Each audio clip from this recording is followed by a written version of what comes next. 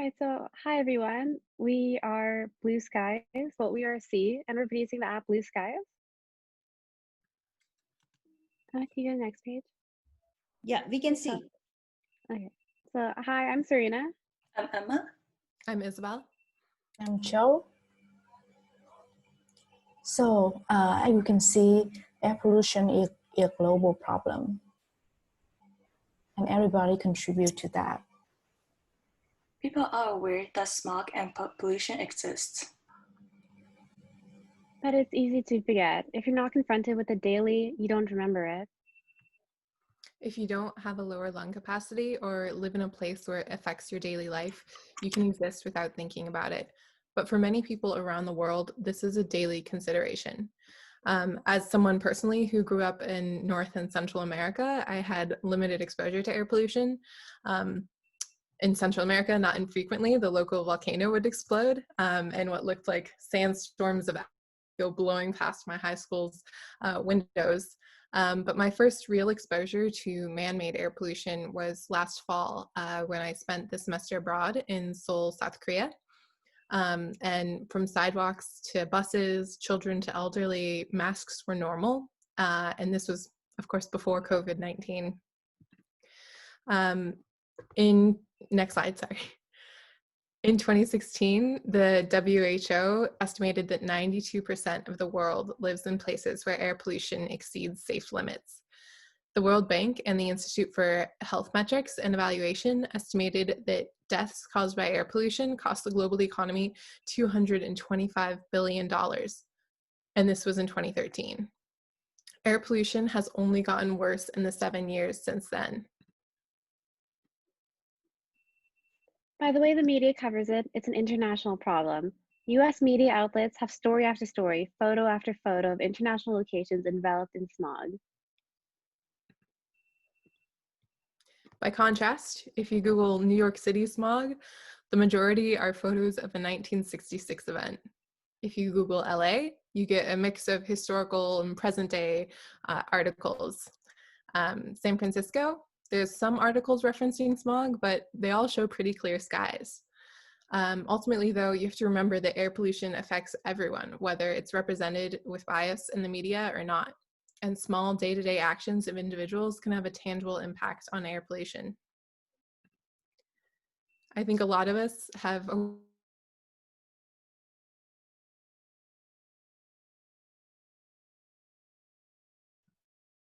Isabel, we lost your voice. Oh, can you hear me now? Yeah. Okay, great. So this photo shows LA's air pollution before and after the stay-at-home order.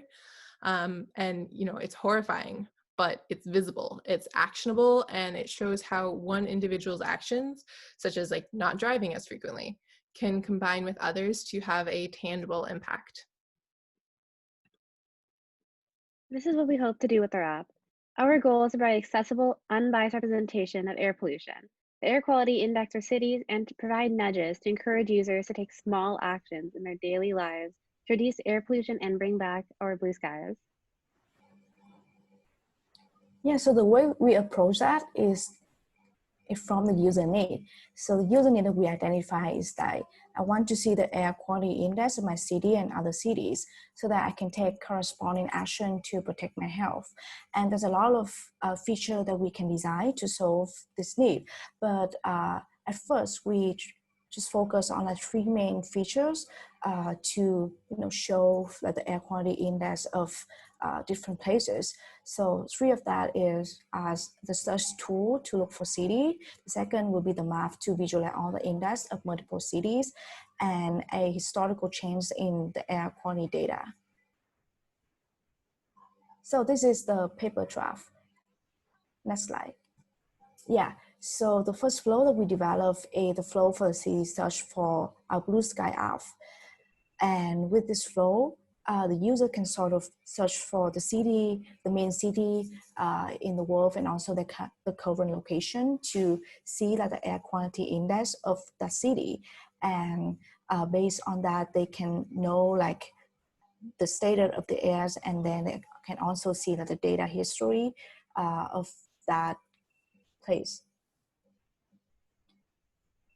And the second flow that we develop is this flow where people can sort of see the air quality index in general of different city in the map, so they can get a very overall view of how the air quality looks like in nearby places. And when we click to, so the map will show like the air quality index of different places, and if we click to the index, we can see like more detailed information about the air quality index of that place.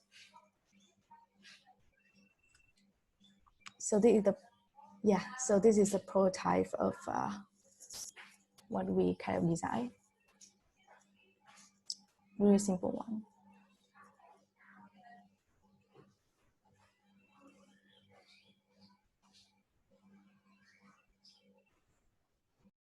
Okay, cool. So in our business canvas model, we started in our infrastructure. Some of our key activities would be that we provide fast and accurate information about the air quality index, which is obviously incredibly essential to running our app. The way we would do this is through the IQ Air API, because that provides consistent information since it pulls from over 60,000 monitors over worldwide to gather information about the air quality index in various cities. For our key resources, again, the API is one of the most important because it's necessary to bring our information in. Another necessary product in creating the actual product would be Xcode. And of course, our key partners, IQR, again, is one of the key partners because it's the one that brings us the information. And also the Apple App Store is important because it gives us a place to connect with our users and to upload our app.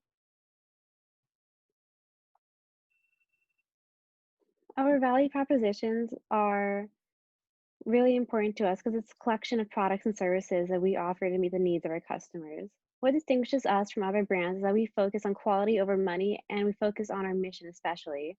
It's really important to us that our product is used to engage people by increasing awareness and showing people how detrimental air quality can be. The type of relationship we have with our customers is a self-service relationship. We provide the information and customers can use the information however they want. It's not essentially personalized, but we believe that by offering it in a very general format, anyone can use the app. For the channels that we deliver our product through, we believe that we could raise awareness through social media and acquire data insights from our customers directly through a Google Forms. The app is also delivered via download, preferably from the Apple App Store, but if our app wasn't approved, we could search for other ways to download it as well. To build an effective business model, we also try to identify what customers we could serve. In general, we hope people everywhere would use our app to learn more about air pollution, but more realistically, we'd focus more on people who are concerned about environmentalism and people who personally are affected by bad air quality conditions. For our finances, our cost structures are more value-based. We're not in this to make money. We're in this to provide for the people. And we do have a variable cost model because the API plan we're currently on is free. And ideally, with a larger customer base, we need to upgrade the API plan and actually pay a subscription fee for that. Well, we're not focused on revenue. If we did want to bring money in, we could look into a subscription service or advertising as a revenue tool. And here's our blue skies. Be sure your tires are properly inflated, and let's get started. On the homepage, here there are two options. One is to search a major city from the list. Let's choose the first city, Atlanta. We get its current air quality index and returns advice based on the air quality index level. So it's pretty good out there. But if we choose another city, for example, Beijing, we say it's kind of moderate out there. The second option is to view the cities and their air quality indexes on a world map.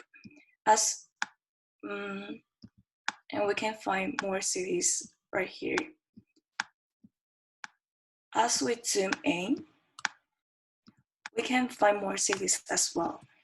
So, for example,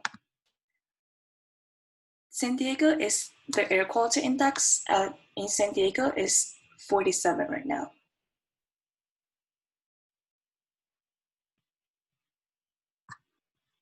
Thank you for listening.